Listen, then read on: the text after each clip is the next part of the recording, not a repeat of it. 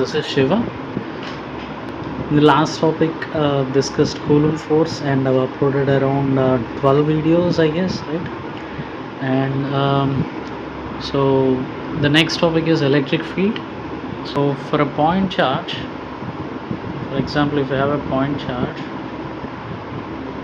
right, which has charge Q, right,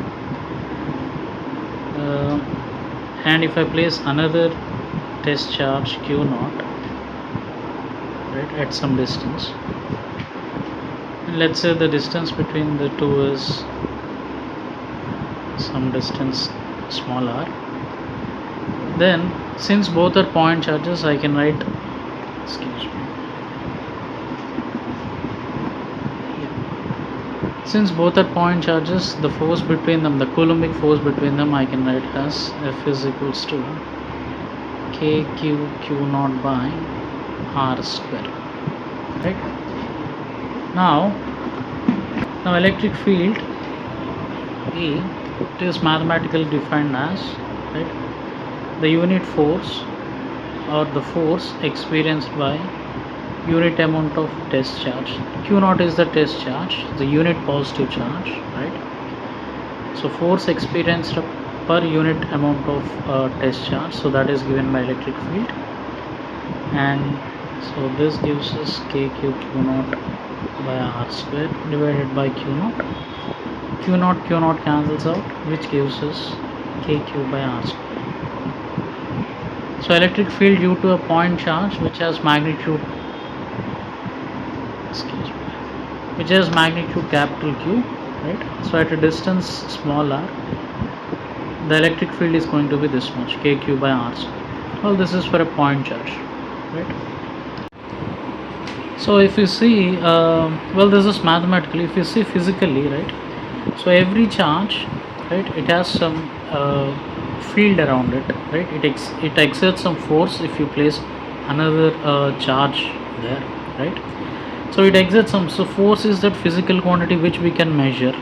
At the same time, field is another way to explain the same thing, but it also gives us like if I place this q naught at very large distance, the effects won't be felt. So the effects can be felt or observed only, at certain distance.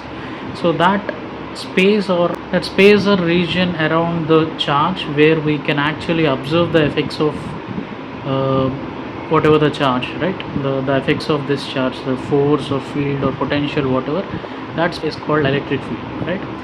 So it is usually represented by field lines, right, electric field lines. For a positive charge, we usually say field lines are coming out of it, or field lines are emanating from it, right?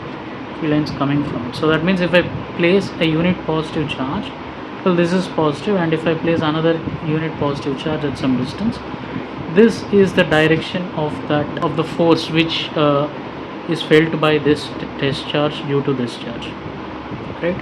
So the electric field lines, they need not be very straight, they can be curved also, right? So if there is a curve like this, the tangent to that particular point, tangent to that gives us the direction of the electric force, right? So if I place q naught here, so electric force is going to be acting in this direction, right? So this is briefly about electric field.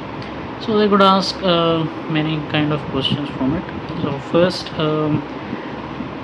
if I discuss continuous borders, right, so I'll discuss continuous, this is for test charges, right, point charges, plus q and in q naught. What happens if we have a line like a small rod or a thin wire or something like that? It can be infinite distance or finite distance, right? And we can have a ring, right, and we can have an arc, or we can have a continuous disc like 2D disc, two-dimensional disc. I'll discuss other miscellaneous models, like for example we have an annular section, right, an annular ring or disc, or we can have a hemisphere, right, or we can have a cone, right? It can be hollow or solid. At the same time, his hemisphere also hollow or solid. So a series on this continuous bodies. So what I thought was not only this one, right? Not only electric field, we have other field problems. For example, we have continuous bodies where we have, while calculating center of mass, right? And also while we're calculating moment of inertia, right? And gravitation, right? And we can have this one, this electrostatics, that is electric field and potential. Here also we have potential, right? And we have magnetic field for continuous bodies. We can do this one, usually we apply Biot-Savart's law, right? Well, these two we know, potentials and fields, these two are conservative. In the sense, conservative forces, right? Gravitational force and electric force. Many similarities are there, inverse square, right? Inverse square dependence and everything.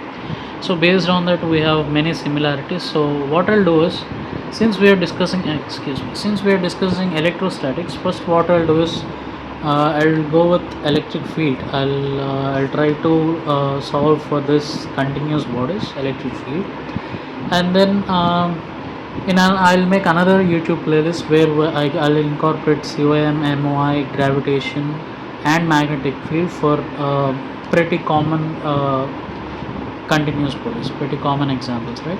So that you'll have an idea, right? Thank you very much. I'll see you in the next video where we'll solve this wire, right? Infinite, I mean, and yeah, infinite, semi-infinite, or finite length. Thank you very much.